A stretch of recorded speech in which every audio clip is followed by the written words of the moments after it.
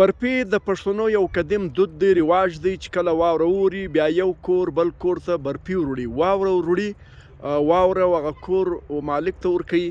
نو مالک څخه کله دغه برفي ورکوونکی خلاص شو، خو بیا به مېلمستیا ورته کوي، که ونیوي بیا مخ ورته وروي. نو دغه دوه ځوانان را روان دي برفي وروړي یو کور ته.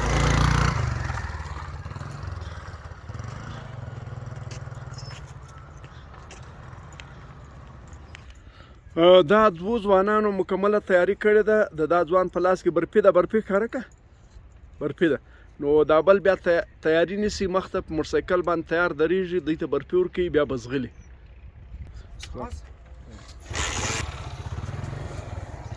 زه پټ ورته درېږم.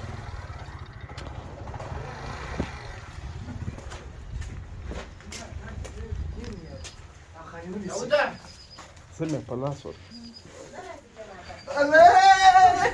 Rumanda kebs.